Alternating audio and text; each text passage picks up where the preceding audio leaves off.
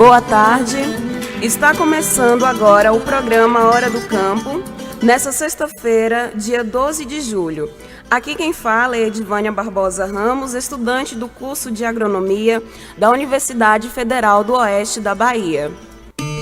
Você está escutando a Hora do Campo, um oferecimento do Grupo de Estudos em Desenvolvimento Rural Sustentável da Universidade Federal do Oeste da Bahia. No programa de hoje, iremos conversar sobre o potencial de uso de cultivares de sorgo e mandioca. E contamos com a presença dos convidados Camila Silva Barbosa, Adelson de Brito Souza.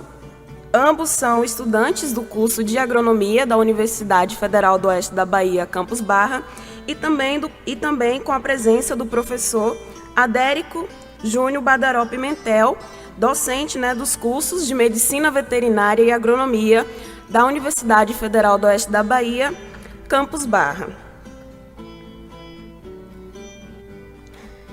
Caros convidados, gostaria de começar a nossa conversa com uma pergunta diretamente relacionada ao tema do programa, que envolve o potencial de usos de cultivares.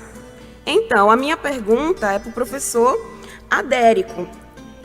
A pergunta é a seguinte: o que vem a ser uma cultivar? O senhor poderia estar explicando para a gente? Boa tarde, caros ouvintes da Rádio Grande Rio FM. E, primeiramente, gostaria de agradecer à professora Janaína pelo convite para estarmos aqui hoje falando um pouco de um tema tão importante que é recomendação de cultivares. Por que eu destaco essa importância e estamos aqui hoje para falar sobre recomendação de cultivares? Simplesmente porque esse é o primeiro passo a ser adotado no empreendimento agrícola e que é determinante para o sucesso das demais etapas. Então, uma vez escolhida uma cultivar inadequada aos objetivos do produtor, inadequada para a região onde eu estou trabalhando, os demais passos na condução dessa lavoura, manejo de adubação, manejo de irrigação, controle de pragas, não terão efeito algum para que eu alcance os meus objetivos.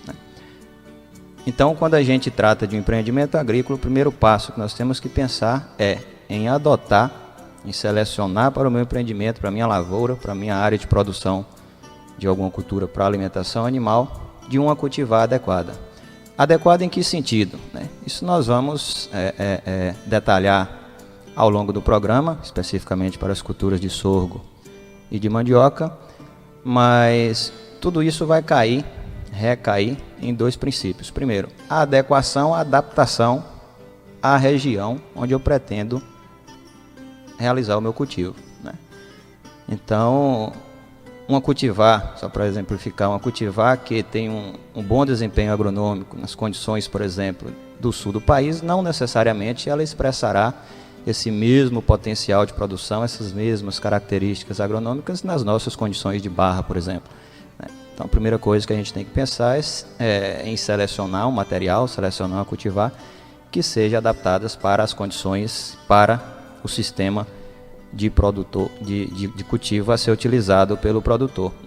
O segundo ponto é na adequação dessa cultivar para a obtenção do produto final a que se destina a minha lavoura. Então, só para dar um exemplo bem marcante, se a minha intenção é produzir pipoca, não tem como eu iniciar o meu cultivo com um milho comum, porque esses grãos que eu vou obter de um cultivar de milho comum, ele não tem as características necessárias para que no final eu produza uma pipoca. Claro que esse é um exemplo bastante marcante. Nós vamos ver que existem diferenças mais sutis entre cultivares e o uso final que eu pretendo dar à minha produção ao longo do programa. Feito isso, então, Edivana, retorne à sua pergunta sobre o que é um cultivar, já que estamos tratando de recomendação de cultivares. Então, nós podemos definir uma cultivar como sendo um conjunto de plantas dentro de uma determinada espécie, dentro de uma determinada cultura, onde esse conjunto de plantas apresenta características em comum que os permite, então, né, ser reunidos numa população, num conjunto de indivíduos, ao qual daremos, então, o nome a essa cultivar. Então, se tomarmos como exemplo a mandioca, né, a cultura da mandioca, uma cultivar de mandioca nada mais é do que um grupo de indivíduos ali que vai apresentar o mesmo ciclo, que vai apresentar a mesma capacidade de produção, com a mesma arquitetura de planta, mesma reação a pragas e doenças, mesmas qualidades culinárias e assim sucessivamente. No cotidiano, esse termo cultivar também é sinônimo de variedade, né? Apesar de apresentar algumas particularidades, mas na prática a gente sempre utiliza esses termos como sendo sinônimos, né? Cultivar, ser selecionada, variedade, ser cultivada, ok? Certo, professor Adérico. Feito esse esclarecimento, vamos entrar então na discussão sobre o uso de cultivares de sorgo. É bastante difundida e usual a utilização de sorgo na alimentação animal, seja por meio do fornecimento de grãos ou na forma de silagem. Nessa perspectiva, pergunto a Camila: existe na cultura do sorgo cultivares que são mais adequadas para cada um desses fins? Boa tarde, ouvintes da Rádio Grande Rio FM, principalmente os produtores rurais, né, seja aqui da sede, seja aí das comunidades de Barra, Ribeirinhas, Baixões, Brejos. É sempre uma satisfação fazer parte desse programa e agradeço também o convite do professor Adérico para compor a mesa, e eu começo a responder a sua pergunta, Adivânia, dizendo que na cultura do sorgo nós temos cultivares melhoradas que se destinam à produção de silagem, outras cultivares que se destinam à produção de grãos, como cultivares que são recomendadas para outras finalidades.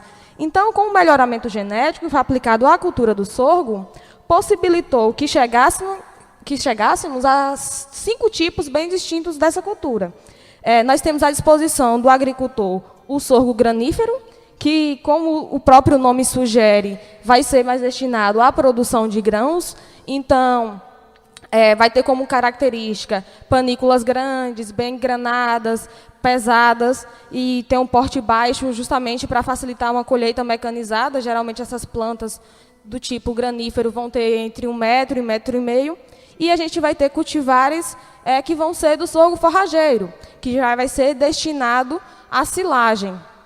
Essa vai ter um porte mais alto, podendo alcançar os 3 metros, né, entre 2 a 3 metros. E o interesse é o quê? Se for destinação à silagem, é que a planta tenha uma boa proporção, folha como, tenha uma alta quantidade de biomassa e de açúcares para a fermentação. Essas cultivares, o sorgo granífero e o sorgo forrageiro, são os tipos de sorgo mais comuns, mais conhecidos pela maioria dos agricultores. Mas, como disse, tem outros sorgos que têm outras finalidades, né? É importante a gente saber que, para entendermos o tipo de sorgo, eles vão estar aliados às características de cada um, à finalidade de uso. Quando a gente fala em relação ao sorgo sacarino, por exemplo, ele já vai ter outras características que vão distinguir do sorgo granífero e do sorgo forrageiro. A principal característica dele vai ser a presença de um como suculento e rico em açúcares fermentáveis, assim como ocorre na cana-de-açúcar. Uma vez que esse tipo de sorgo, chamado sorgo sacarino, vai ser destinado à produção de etanol. Já o sorgo do tipo biomassa vai ser utilizado principalmente para a geração de energia, através da queima de biomassa seca, porque a característica dele é diferente. Ele vai ter um porte alto e vai ter um caule bastante fibroso. E, por último, é o sorgo vassoura. O sorgo do tipo vassoura é utilizado para a fabricação de vassouras, bastante semelhantes àquelas vassouras consideradas vassouras de piaçava, e é utilizado para essas vassouras artesanais, cultivado principalmente no sul do país por pequenos agricultores, e que oferece uma oportunidade de renda para esses pequenos agricultores, agregação de renda na fabricação dessas vassouras artesanais. Então, quando a gente fala do sorgo vassoura, as características de interesse para uma cultivar desse tipo já vão ser panículas grandes, bem ramificadas e altamente resistentes. o que indica para a gente que, dentre os diferentes tipos de sorgo, nós temos características diferentes de acordo à finalidade de uso, e a gente tem que se atentar a isso quando for escolher. Só complementando a informação de Camila, além desses 5 tipos de sorgo apresentados, a gente ainda tem um sexto, classificando assim como tipo de sorgo, que seria o sorgo forrageiro, porém não com o destino, com os fins de se ensilar, e sim utilizado para pastejo direto, né? Então, na região sul do país já existem algumas cultivares que foram melhoradas justamente para esse fim, né? Sorgo forrageiro para o pastejo direto. Então, não há necessidade de corte para fornecimento no coxo ou do corte para ensilagem. Claro que isso vem acompanhado de modificação genética na planta para ter baixo teor de ácido cianídrico, né, para não ocorrer intoxicação dos animais. Então, não é qualquer cultivar ou variedade de sorgo que nós podemos utilizar para o pastejo direto. Ao longo do programa, nós vamos discutir em algum momento sobre esse risco de intoxicação de ruminantes por consumo de planta de sorgo também. Certo. Aproveitando a explanação dada pelo professor Adérico e por Camila, né, sobre os diferentes usos e tipos de sorgo, gostaria de perguntar ao Adelson se na cultura da mandioca também há alguma classificação das cultivares ou recomendação de cultivares de acordo com o produto final a que se destina. Boa tarde, caros ouvintes. Boa tarde, Adivânia. Gostaria desde já de agradecer pelo convite para participar da mesa, falar de um assunto que é extremamente importante para a gente, principalmente a gente aqui da região Nordeste, né? Que é a questão do uso da mandioca. Bom, há 2 classificações básicas com relação a essa questão de tipificar mandioca. A gente tem a mandioca do tipo mesa e a gente tem a mandioca do tipo indústria. A mandioca do tipo mesa é aquela que a gente conhece, que é aquela mandioca mansa, né? Que é que a gente utiliza no dia a dia para consumo in natura. E a gente tem a mandioca do tipo indústria, que é aquela que faz os processamentos, farinha, fécula e diversos outros produtos.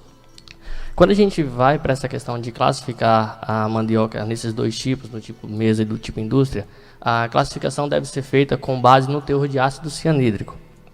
As mandiocas que se encaixam na tipificação do tipo mesa seriam as mandiocas, por exemplo, que têm um teor de ácido cianídrico abaixo de 100 mg por quilo de raiz. Já as mandiocas do tipo indústria são as mandiocas que têm a quantidade de ácido cianídrico acima de 100 mg por quilo de raiz. O importante a gente salientar nesse tipo de tipificação é justamente as questões morfológicas e visuais. Alguns pesquisadores, principalmente os pesquisadores da Embrapa, eles ressaltam a importância de você não tipificar a mandioca por questões morfológicas e visuais, por exemplo, cor de folha, cor de pecíolo, e sim pela quantidade de ácido cianídrico presente. Porque a partir do momento que você faz uma tipificação visual e essa é uma tipificação errada, você pode estar dando um destino de uso inadequado para esse tipo de mandioca, para essa cultivar de mandioca a ser utilizada ali, certo? Então é importante que a gente faça essa classificação com base no teor de ácido cianídrico. Certo. Camila, o Adelso tocou num ponto-chave que é a presença de ácido cianídrico em algumas cultivares de mandioca. Na cultura do sorgo, existe algum composto tóxico que restringe o uso? Bom, Edivânia, no caso do sorgo, ele possui um composto, o glicosídeo cianogênico, que, ao ser ingerido pelos animais, ao comer as folhas do sorgo, ele encontra no rumen as condições ideais para ser transformado em ácido cianídrico. Em outras palavras, o animal ingere as folhas de sorgo e, dependendo do nível de ácido cianídrico nessa cultivar consumida pelos animais, são comuns alguns sintomas como respiração ofegante, tremores musculares, excitação, salivação, e podendo levar o animal à morte por asfixia. Mas é importante informar aos nossos ouvintes que o risco de intoxicação é maior quando o sorgo é utilizado para pastejo direto ou corte, principalmente nas rebrotas, pois é quando o composto se encontra principalmente nas folhas jovens, né? E conforme a planta vai se desenvolvendo, ocorre uma redução de níveis dessa substância. Então, a planta deve ser utilizada quando atingir aproximadamente mais de 1 metro de altura e estiver próxima ao florescimento, porque o nível tóxico de ácido cianídrico vai ser baixo, não apresentando nenhum perigo aos animais. Lembrando que isso vai depender da cultivar que está sendo utilizada e dos teores encontrados em cada um. Então, lembrando que quando a forragem é desidratada, ou como no caso quando é utilizada para fenação, ou então quando ocorre o processo fermentativo através da ensilagem, vai evitar a intoxicação pela decomposição dos princípios tóxicos desses gases e vai tornar ele inofensivo. Aliado ao fato de que no momento da ensilagem as plantas também encontram níveis reduzidos desse ácido cianídrico. Então, quando o produtor tem cultivares de sorgo, no interesse de sorgo forrageiro, que vai ser destinado ao pastejo direto, é importante utilizar uma cultivar que já tenha níveis baixos desse ácido, desse glicosídeo cianogênico, que é chamado popularmente de durrina, ou então ele esperar passar esse estágio vegetativo, onde os teores de ácido cianídrico vão estar mais elevados, ou seja, ele não vai deixar o gado pastejar na rebrota, quando as folhas ainda estão jovens. Além da presença desse ácido cianídrico, algumas cultivares de sorgo apresentam um composto chamado de tanino, presente em diversos alimentos, como, por exemplo, muito comum falar em relação ao caju, né? E muitos agricultores chamam o tanino de espanta-pássaros, porque os grãos adquirem um sabor adstringente e acaba por afastar as aves. Então, o tanino é um fator antinutricional que afeta principalmente os monogástricos, e o que isso quer dizer? Que ele vai formar um complexo com a proteína e vai diminuir a digestibilidade e a palatabilidade dos grãos. Então, a planta de sorgo produz diversos compostos fenólicos, que a gente chama de compostos fenólicos, né? Os quais servem como uma defesa química, seja contra pássaro, contra patógenos e outros competidores. Então, com as pesquisas, através do advento do melhoramento genético, possibilitou desenvolver cultivares com níveis baixíssimos de tanino, extremamente reduzidos, e que não teria essa questão desse fator antinutricional. Os níveis não seriam prejudiciais, não interfeririam na palatabilidade do alimento. Seriam irrelevantes. No entanto, muitos agricultores ainda permanece o mito, né? Fala-se que uma mentira, quando é contada diversas vezes, as pessoas acabam tomando como verdade. Então, muitos produtores ainda ficam-se com o mito de que não se pode consumir sorgo, de que não pode dar sorgo aos animais, porque isso levaria-os à morte. Então, é importante a gente desmistificar essas histórias. E é muito pelo contrário. O sorgo tem uma excelente composição nutricional e que, quando utilizada em uma dieta balanceada, pode substituir totalmente ou parcialmente um grão extremamente utilizado, como no caso do milho. Certo. Obrigada, Camila. Agora faremos uma pequena pausa na nossa entrevista e já retornamos. Enquanto isso, vamos ouvir a música Romaria, um dos grandes clássicos da música sertaneja.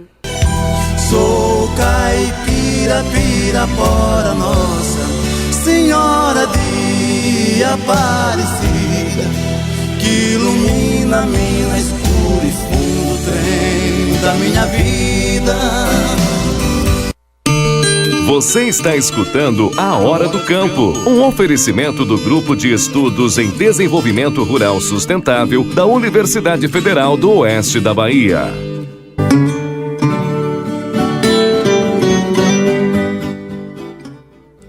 Bom, retornamos desse intervalo e iniciamos esse bloco voltando a falar sobre a diferença entre cultivares de sorgo.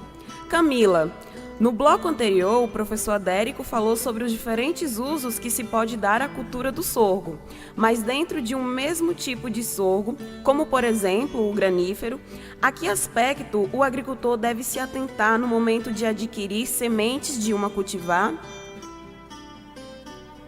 Bom, Edvânia, nós temos disponíveis no mercado diversas cultivares e elas vão variar em altura, variam em produção de matéria seca, na composição bromatológica, na adaptação a diferentes temperaturas, entre outras características. Então, para escolher a melhor cultivar do sorgo, deve-se saber o intuito da produção, obviamente, e quanto mais informações o produtor tiver sobre a cultivar, menores serão as chances de erro. De início, deve-se optar por uma cultivar que seja indicada para a região que se pretende plantar. Não adianta pegar uma semente de sorgo lá do Rio Grande do Sul e achar que ela terá o mesmo desempenho produtivo aqui na região semiárido. Então, nos catálogos de cultivares, tem a região aqui determinada a cultivar, tem melhor adaptação e deve-se evitar escolher com base em dados de outra região. E, além disso, tem basicamente 2 tipos de cultivares, as que são chamadas de variedades e as que são conhecidos como os híbridos. E sendo que os híbridos têm se destacado no mercado pela alta produtividade alcançada, um bom desempenho, tolerância a doenças e a pragas, entre outras características. No entanto, ao se escolher um híbrido, deve-se levar em consideração que cultivares do tipo híbrido necessitam de um nível tecnológico superior, como, por exemplo, irrigação, exigência e fertilidade do solo, para que possam expressar todo o seu potencial genético. Além disso, devido a justamente essas questões genéticas, as sementes colhidas não devem ser replantadas. O uso de sementes de uma safra para outra faz com que a produção venha a cair entre 15% e 40%, que são valores extremamente expressivos. Já o uso de variedades, elas são menos exigentes em fertilidade, permitem a utilização de sementes geradas para o próximo plantio. As variedades geralmente são plantas mais rústicas, que toleram condições menos favoráveis ao seu crescimento, são sementes geralmente de menor custo e de grande utilidade em regiões que, em virtude das condições socioeconômicas e do baixo nível tecnológico, utilizam essas sementes, já que as sementes híbridas se tornam inviáveis, mesmo os híbridos detendo a maior produtividade. Além disso, no mais, o produtor tem que definir a que se destina a produção. Se o intuito é produzir uma planta para silagem, as cultivares devem ter as características de um sorgo forrageiro, porte alto, entre 2 a 3 metros, como eu falei anteriormente, alta produtividade de massa, alta proporção de grãos, bom padrão de fermentação para essa silagem, boa digestibilidade e também um bom valor nutricional para esses animais. E já as cultivares de sorgo que se destinam à produção de grãos, você tem que optar por cultivares que são lá de porte baixo, para facilitar essa colheita mecanizada, evitar a perda desses grãos, e que reduza também as perdas por acamamento na cultura.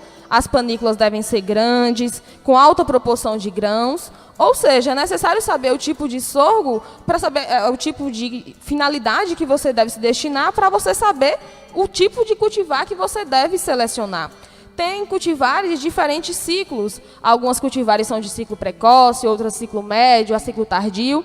Por exemplo, se o produtor quer optar por plantar na safrinha, então ele vai procurar uma cultivar de ciclo precoce, ou seja, vai poder colher em menos tempo, menos dias, aproveitar o período de chuvas, né? E em relação, nós temos diversas outras características que o produtor tem que levar em consideração quando for escolher a cultivar. Por exemplo, tolerância a pragas e doenças. Determinada região tem maior incidência de determinada doença, então ele vai procurar uma cultivar que tenha essa tolerância, que tenha uma resistência a essa doença. Além disso, vai considerar se a cultivar tem tolerância a altos teores de alumínio, como no caso dos solos do cerrado, se tem resistência a acamamento, tem alta produtividade. Então, todos esses são pontos-chave que o produtor tem que levar em consideração antes de implantar uma cultivar, como no caso que nós sabemos, às vezes um produtor vai lá e compra uma semente de sorgo, e aí vê que aquele sorgo não cresceu. Eu quero um sorgo para silagem, e meu sorgo não passou de 1,5 metro, e aí? Então, tem que ter esse cuidado. Se o sorgo é para silagem, você vai escolher uma cultivar apropriada para essa finalidade. Então, a gente tem que levar em consideração isso ou procurar um profissional que possa nos auxiliar na tomada de decisão. Certo, Camila. Já falamos sobre a utilização do sorgo na alimentação animal. Agora, Adelso, o que você tem a dizer aos nossos ouvintes sobre o uso da cultura da mandioca na alimentação animal? Bom, primeiramente vamos analisar a planta da seguinte forma. Imaginemos a gente tem a parte aérea da planta, mais ou menos ali a parte ali dos galhos, ali as hastes, e a gente tem as raízes, certo? Se a gente for ver do ponto de vista de uso, a gente observa o seguinte, que o foco principal quando se cultiva mandioca é as raízes, certo? Tudo bem.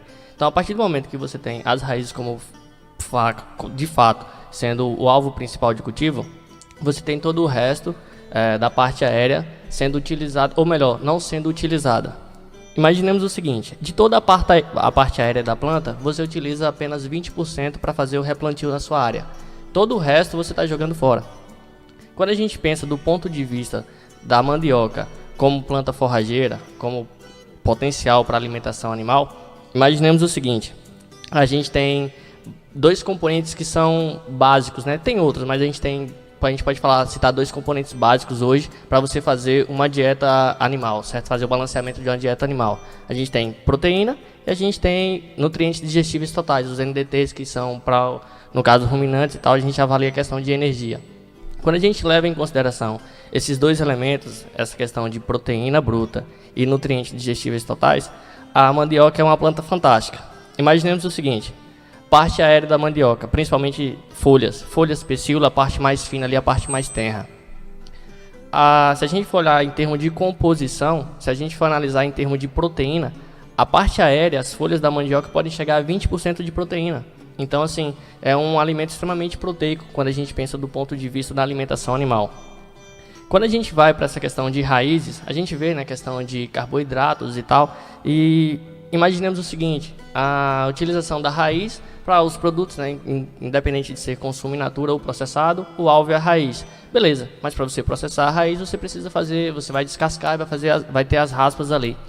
Se a gente for analisar em termos de raspa, quando a gente vai para essa questão de composição de raspa, a gente pode chegar a 74% de NDT. Então, assim, desses componentes básicos, né? A planta de mandioca ela tem os dois. Então, ela tem a quantidade de proteína elevada na sua parte foliar, certo? E você tem os nutrientes digestíveis totais na parte de raiz. Então, a gente tem os dois componentes básicos para a gente estabelecer uma boa dieta, certo? Aí agora quando a gente vai para essa parte de tipificação, a gente já tipificou a mandioca quanto ela sendo mansa ou brava, certo? Com relação à questão de ácido cianídrico. A Camila falou a respeito de mitos.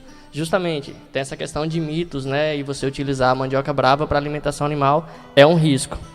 Não, é um risco, lógico que é um risco. Mas se você faz de forma bem manejada, ela é extremamente viável para alimentação animal. Imaginemos o seguinte, parte aérea da mandioca brava. Vamos trabalhar só com a mandioca brava nesse momento. Essa parte de processamento e tal. Porque a mandioca mansa, se você, como o teor de ácido cianídrico presente nas folhas e raízes são menores, então você pode estar ofertando para os animais tranquilamente, sem nenhum problema. Agora, quando a gente vai para essa questão de mandioca brava, a gente tem as seguintes características. Você deve ofertar, sim, você pode fazer a oferta, mas você faz a oferta de maneira controlada e desde que você faça o manejo. O que seria esse manejo? São coisas bem simples, como por exemplo o próprio processo de você estar armazenando o alimento, digamos assim. Como que seria essa questão? Imagine aí você fazer um processo de fenação. O próprio processo de fenação, que você vai colocar as folhas da mandioca para desidratar, já vai fazer com que haja a liberação do ácido cianídrico. Então, a partir do momento que há a liberação do ácido cianídrico, essa mandioca passa de uma mandioca que era tóxica para uma mandioca extremamente viável para alimentação animal. Então, assim, isso quando a gente pensa do ponto de vista de fenação e parte aérea. Imagine agora a gente fazer uma conservação de alimento via silagem. O próprio processo fermentativo ali faz com que haja eliminação do ácido cianídrico. Então, são duas formas de conservação de alimento, que ao mesmo tempo que você está conservando o alimento, você também já está fazendo o processo de eliminação do ácido cianídrico. Então, se a gente for pensar do ponto de vista de potencial para alimentação animal, a parte aérea, que na maioria das vezes, na maioria dos cultivos é jogada fora, é extremamente importante ou é extremamente interessante para que seja ofertado a animais, desde que você faça o manejo correto. Outro ponto, quando você vai fazer o processamento de raízes, por exemplo, você tem a parte de cascas. Se você tem a parte de cascas, essa parte de casca que eu falei anteriormente, que tem uma quantidade bem alta, inclusive de nutrientes digestíveis totais, os NDTs, em torno de 74%. Então, se você tem essas raspas de mandioca, é extremamente interessante que você faça também esse processo. Você pode fazer o processo de triturar para fazer como se fosse uma farinha, ou o simples fato de você também colocar para desidratar, para secar, ou você fazer o processamento, cortar em tamanhos menor, já vai diminuindo o teor de ácido cianídrico ali presente. Mas a partir do momento que você coloca para desidratar, faz um tratamento nessa raspa de mandioca, você tem também a possibilidade de fornecer esse ingrediente como alimento para os animais. Agora, quando a gente vai para um outro ponto do processamento em si de raízes de mandioca, a gente observa, por exemplo, um excedente, né, um subproduto da produção de farinha, de fécula, que é a manipoeira. Bom, quando a gente pensa do ponto de vista ambiental, a manipoeira ela pode ser, digamos que, negativa, ela é um agente negativo, digamos assim, do ponto de vista ambiental. Imaginamos o seguinte: se a gente tem um alto teor de ácido cianídrico presente na raiz de mandioca, a partir do momento que você faz o processamento, retira esse sumo, né, digamos assim, entre aspas, esse sumo que sai da raiz de mandioca, então esse sumo também vai ter um alto teor de ácido cianídrico. Se você dispensa essa manipoeira no ambiente de forma inadequada, você está de certa forma poluindo o ambiente. Então você está causando, por exemplo, você está poluindo lençol freático, você pode estar poluindo um riacho, pode estar poluindo, a depender da sua localização, um rio. Então assim, é extremamente interessante que a gente dê o destino correto a essa manipoeira. E uma das formas de dar um destino correto a essa manipoeira é você voltar ela para a alimentação animal. Bom, imaginemos o seguinte: a manipoeira a gente tem, certo, é um líquido. Se é líquido, ela tem água presente. Então, o simples fato de você estar ofertando a manipoeira para os animais, você também está fazendo com que esses animais consumam a menor quantidade de água ali no ambiente, certo? Porque você já está dando água adicional no alimento. Como que seria esse processo de você fornecer a manipoeira para os animais? Há que se fazer um manejo adequado, justamente por essa questão de ter presença de ácido cianídrico e em quantidade elevada, que é justamente você expor ela ao ambiente, você coloca num recipiente, um tonel aberto ou coisa do tipo, e você expõe ela ao ambiente, à sombra, por exemplo, e você deixa descansar, ou você pode também estar revolvendo, também não tem problema. Mas a partir do momento que você põe para descansar, de 3 a 7 dias, mais ou menos, por segurança, mais ou menos de 7 dias por segurança, você já pode estar fornecendo aos animais. Então assim, quando a gente pensa agora do ponto de vista a composição dessa manipoeira, você observa que a composição da parte mineral dela é extremamente importante. Então ela pode servir como suplemento para esses animais que você está fornecendo, porque ali presente a gente tem cálcio, fósforo, ferro e diversos outros componentes que vai estar servindo de suplemento para esses animais, além da questão de você estar de certa forma poluindo menos o meio. Certo, muito esclarecedor, Adelson. E com relação ao uso da mandioca na alimentação humana, há muitas características que diferenciam as cultivares? Bom, voltando a falar com relação a essa questão de características de cultivares, a gente tem que primeiro pôr em mente que há essas duas tipificações: a mandioca ser mansa ou brava, certo? Que é a mandioca tipo mesa e a mandioca tipo indústria. A mandioca tipo mesa você também pode processar sem nenhum problema, mas seria o mais adequado que você destinasse ela para o consumo in natura.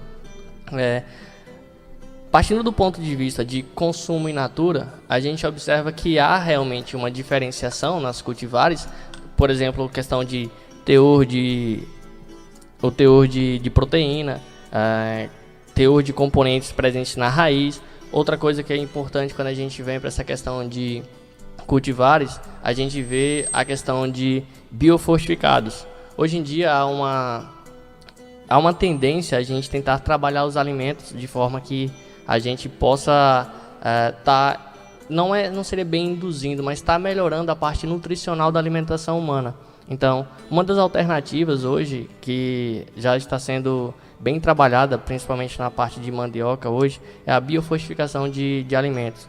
E na mandioca hoje a gente tem esse fator, né, através de melhoramento genético, a gente tem essa questão de um alimento biofortificado. Esse alimento, uma vez biofortificado, ele pode ajudar, por exemplo, na nutrição de crianças ou coisas do tipo. Imaginemos o seguinte: ouve-se muito falar de fome de barriga cheia, né, que é aquela fome oculta. você se alimenta, no entanto, nutricionalmente ela não é adequada à sua necessidade. Então, uma das alternativas com relação a essa questão de fome oculta é justamente você estar biofortificando os alimentos. E hoje em dia a gente tem a mandioca como alternativa para isso. A gente tem a mandioca hoje que tem alto teor de beta-caroteno, a gente tem a mandioca que tem alto teor de licopeno. Então, a gente tem basicamente essas duas variedades, né? Tem duas cultivares de mandioca que tem essa possibilidade de estar fornecendo licopeno e beta-caroteno. A gente hoje tem, por exemplo, tem dois tipos. A Embrapa hoje tem basicamente dois tipos. Aí a gente tem duas cultivares que a gente pode citar aqui, por exemplo, a BRS 401, que tem alto teor de licopeno, e a BRS 397, que tem alto teor de beta-caroteno. Então, assim, do ponto de vista nutricional e do ponto de vista da alimentação humana, desde os outros fins que a gente já sabe que a mandioca pode ser usada na questão de diversas receitas, ou mesmo cozida, consumo frita, purê, diversas outras coisas, a gente tem essa outra vertente aí agora, que é a questão de alimentos biofortificados. Então, quando a gente pensa do ponto de vista nutricional, tá ali do lado ali o tempo todo ajudando justamente para melhorar essa questão nutricional. Certo, obrigada. Vamos para mais um intervalo ao som de Edgar Mão Branca, interpretando a canção Viver no Campo. Então eu vou vivendo aqui, mofando na cidade, na vontade de um dia ser lavrador, ó. Você está escutando A Hora do Campo, um oferecimento do Grupo de Estudos em Desenvolvimento Rural Sustentável da Universidade Federal do Oeste da Bahia.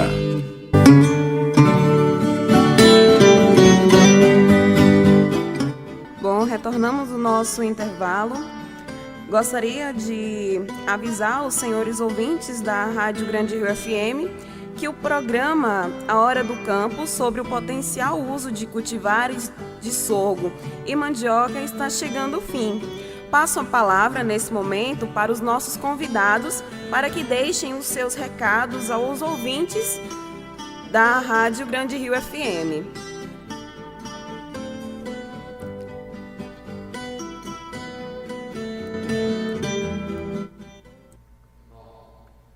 Gostaria aqui de agradecer o espaço, né? Gostaria de agradecer o convite do professor Adérico para vir aqui conversar a respeito de usos e cultivares de mandioca, né?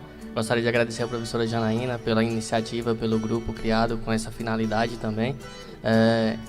Gostaria também de agradecer à universidade que nos proporciona esses momentos, né? E em especial ao grupo GT Agro, que a gente é incluído na Universidade Federal do Oeste da Bahia, que a gente também discute essas temáticas dentro do grupo, dentre outras coisas também. Então, gostaria de agradecer também a atenção do amigo ouvinte.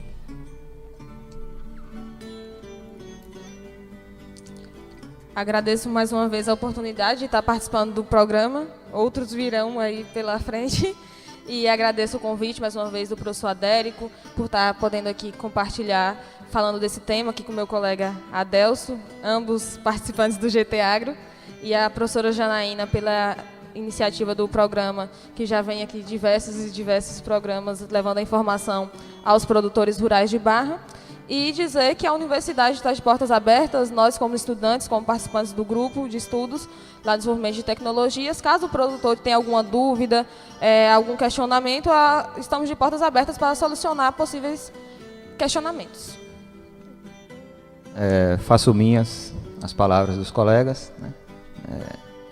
No que tange ao agradecimento à professora Janaína pela oportunidade de fazermos extensão universitária, aos ouvintes que permaneceram com o rádio ligado até esse momento, e reforço a fala de Camila, né? A universidade está aí para servir a comunidade no que estiver ao nosso alcance.